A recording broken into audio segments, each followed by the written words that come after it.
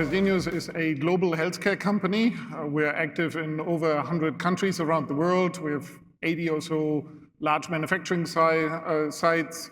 We do products and services. And for us, the product business is largely infusions, additional nutrition after surgery and so forth. If you go to a hospital, you can be pretty sure that you got a treatment from us, something that got injected in you. On the service side, we run hospitals. Very happy to be here in Spain. We are the largest provider of private hospitals in Spain under the brand name Quirónsalud. We're also the same in Germany. We touch about 400 million patients a year. And fun fact on the side, we deliver about 100,000 babies a year in Germany. So we're pretty large scale in what we do, and we've just embarked on a change of our company. So we used to be about 45 billion in sales. We've split the company in half last year, and we're now a new company focusing on that products and service business at about 22 billion, about 180,000 employees or so on. I mean, you have a super exciting story. We talk about a migration of 29 system landscapes, more than 134 systems, and actually in record time, in less than 15 months. And actually, that's not only super impressive, but you also, congratulations, won the CIO of the Year award in 2023 based on this transformation. Can you share a little bit about how you did it actually? Yeah, our journey started really at a very heterogeneous stage. We've been a company that grew through acquisitions. We've done that for 20 years. We've never quite integrated a lot of those companies in a technical ERP way, so we have a lot of different systems out there. And when I came about 4 years ago, we said we need to change. We need to get into a position where we can enable a business change in how we change the company. So we set out about 2.5 years ago on a journey to say, we're going to change this. And we change everything at the same time. We decided to run 4 major change projects at the same time. So SAP RISE with our complex and large-scale system landscape was one. We did the same for our data centers. We moved everything into the cloud as we did with RISE. So that was a very aligned move. We also did a major outsourcing component, and we also did a major cybersecurity and network environment, unfortunately quite necessary in healthcare nowadays.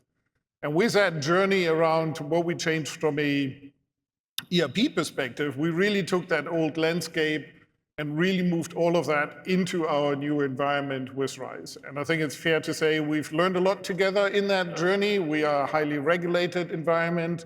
We do something called GXP, which is driven by the FDA in the US and regulates all our manufacturing processes. We are critical infrastructure in most countries in which we operate, so you have a lot of regulation that comes with that. And large-scale effort is really what we mean it. When we took the last major systems into the migration, it was the Easter weekend about a year ago. We're live now for a year. And on that Easter weekend, we had 24/7 time zones, 250, 300 people working on it jointly with SAP, with our partners, and made it all happen on an Easter weekend. That was incredible. No, I mean, as mentioned, super impressive story. And you were an early customer, as you alluded, 2.5 years ago, you started that journey. But now, after being more than 1 year live, I mean, what are the benefits which you are seeing with RISE with SAP? Yeah.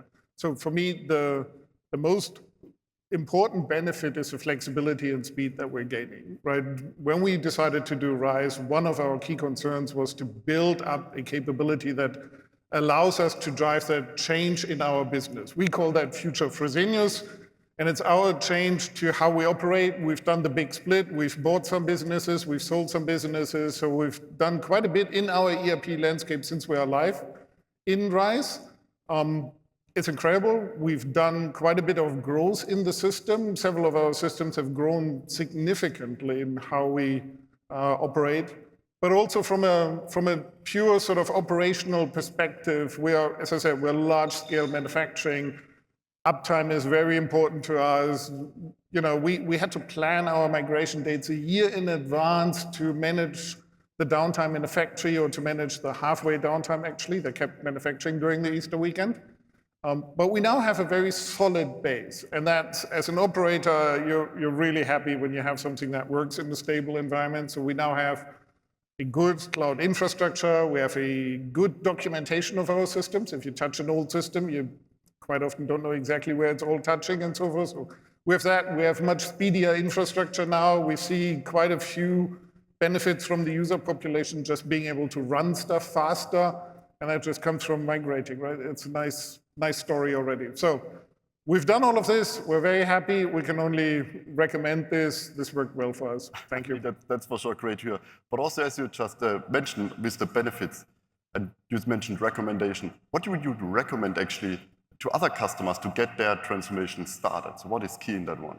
Yeah, I like the previous speaker on, just get started. There is so much truth in that sentence. And I think I would just add to that, think bold, right? As I said, we had 4 major projects. Any IT organization would be happy to do one of those a year or so, or maybe every 2 years or so, and we put all of this together. I think it's so much easier to motivate people when you have a clearly defined goal, clearly something that people can resonate with, that they find interesting, that adds to their resume, that is interesting for them to execute. So that's important. And then it's really about the team and the people side. So much in IT is, you have a great team together. They can move mountains. As a leader, you have to instill that belief into them and make sure that you give the air cover when things are not running as well, right? So that's my important component in that. The other thing I would say, there's so many people that say it's impossible, you can't do this, and you have all these regulations, you can't execute something. So again, back to this, just start, make sure you make the movement, drive the thing, be there for your team, drive the team, give them the freedom to act, give them the air cover. I think that makes a hell of a difference. No, that's great. And I mean, Ingo, and transformation never stops. I mean, it will continue. So what's next on your horizon with Fresenius? Yeah, so as I said, future Fresenius is for us the big thing. We want to change our business. We want to drive into new spaces. And we have a CEO who's very much on the keep innovating. You need to find the next thing, the next environment in which we can really drive a change. So future Fresenius and the flexibility and speed that we now have in our environment to be able to do that, for us, absolutely key. The other thing, I think we're at an IT event, we can't not talk about AI. So very interested to hear what's happening in that space. In the more generic form, I'll really look forward to what we can do in supply chain and in the finance environment. Love to get the CFOs and the financial analyst community into a position where they can query and interact with data in a different way. Don't rely on build up BI reports and so forth in the same way. But healthcare is really an area where you look into AI and think AI got to play a different role. And we were on stage last week, we had a big capital markets day for our hospital business, and it was all about data and all about AI and how that will drive a change in physician and nurse behavior in the form of an active AI that allows you to treat a patient in a better way. So lots of stuff for us to do, to think through how to really drive this, availability of product, insights into diagnosis. There's so much in AI that is in healthcare interesting. Healthcare always been a little bit late in digital adoption and was always a quote here, data rich, inside poor. We hope to change that, and AI will play a strong role. We are in contact with the SAP teams around that, so very much looking forward to that. Looking forward to that journey together with AI. So Ingo, thank you so much for sharing that amazing and massive story of this transformation with all of us. So thank you so much. Thank you, Thomas. Thank you.